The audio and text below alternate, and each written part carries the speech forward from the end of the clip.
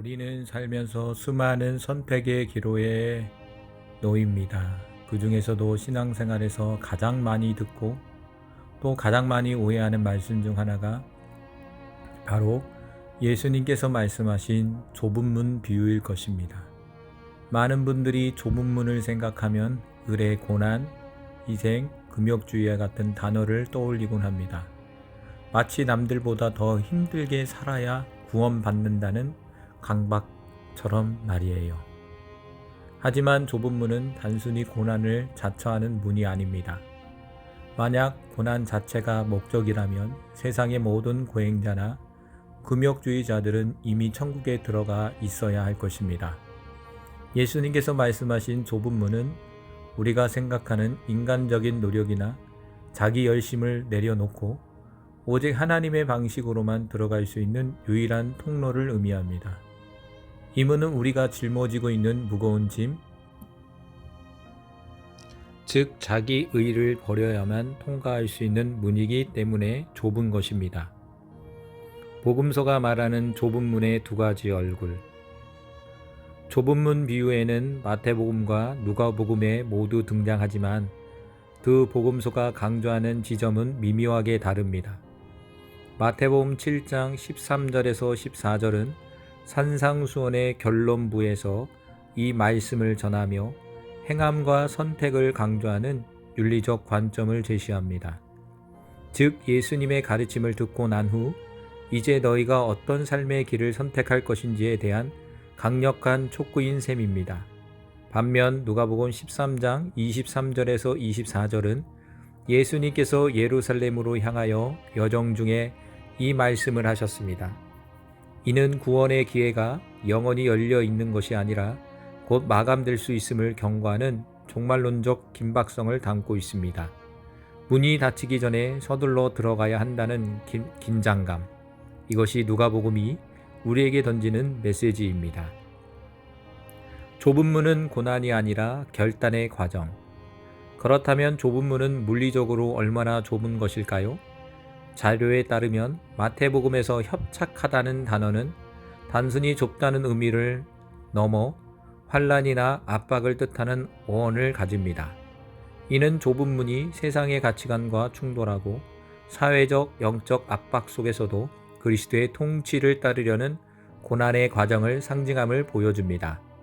구원의 길이 대중적인 인기나 다수결의 원칙에 있지 않으며 제자도의 소수 정예적 성격을 시사하는 것입니다. 누가복음 13장 24절에서는 예수님은 들어가기를 힘쓰라고 명령하십니다. 이 단어는 올림픽 경기장에서 승리를 위해 모든 에너지를 쏟는 운동선수의 태도를 상징합니다. 구원은 하나님의 선물인 값비싼 은혜이지만 그 문에 들어가는 과정은 인간의 전인적인 반응과 결단이 동반되어야 함을 보여줍니다. 이는 단순히 수동적으로 기다리는 것이 아니라 세상의 가치관을 버리고 하나님의 뜻대로 살기로 결단하는 능동적인 분투를 요구하는 것입니다. 좁은 문을 막는 가장 큰 장애물, 자기의. 우리가 좁은 문을 오해하는 가장 큰 이유는 구원을 얻기 위해 무엇을 해야 하는가에 초점을 맞추기 때문입니다. 많은 그리스도인들이 남들보다 더 열심히 봉사하고 더 경건하게 살며 더 많은 희생을 감수해야 좁은 문을 통과한다고 믿습니다. 이것이 바로 자기의입니다. 하지만 성경은 좁은 문이 하나님의 의로 들어가는 문이며 넓은 문은 자기 열심과 자기 공의로 쌓은 자기의로 들어가는 문이라고 명확히 구분합니다. 좁은 문은 오직 예수 그리스도의 살과 피인 십자가 복음만으로 들어갈 수 있습니다. 만약 우리가 십자가 복음에 자신의 선한 행위나 종교적 열심을 단 1%라도 섞는다면 그 순간 좁은 문은 통과할 수 없는 문이 되어버립니다. 십자가 복음은 너무나 순수하고 절대적이어서 인간의 어떤 공로도 섞일 수 없기 때문에 좁고 협착한 것입니다. 문이 닫히는 순간의 경고, 종말론적 깨달음.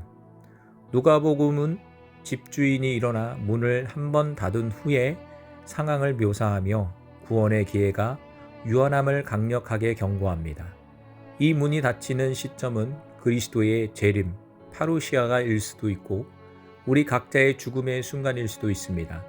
중요한 것은 문이 닫힌 후에는 아무리 우리는 주님 앞에서 먹고 마셨습니다 라고 주장해도 소용이 없다는 것입니다.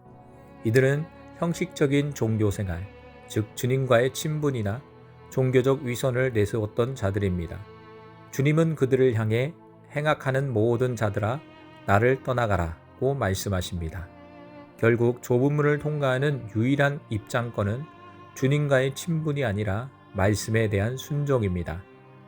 오늘을 제자로 살아가며 세상의 가치관을 버리고 자기 부인을 실천하는 삶만이 우리의 생명으로 인도합니다. 좁은 문은 희망의 통로입니다. 제가 아는 한 목사님은 젊은 시절 신앙생활을 너무 힘들게 했습니다.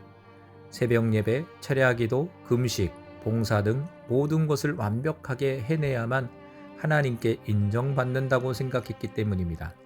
하지만 그럴수록 마음은 불안했고 조금이라도 빠지면 재앙이 닥칠까 두려워했습니다. 이것이 바로 자기의에 빠진 사람의 모습입니다. 자기의는 평안 대신 불안을 가져다 줍니다. 그러나 어느 날 십자가 복음의 진정한 의미를 깨닫고 모든 자기 열심을 내려놓았을 때 비로소 마음의 평안을 얻었다고 고백했습니다. 좁은 문은 우리를 억압하거나 고통스럽게 하는 문이 아닙니다.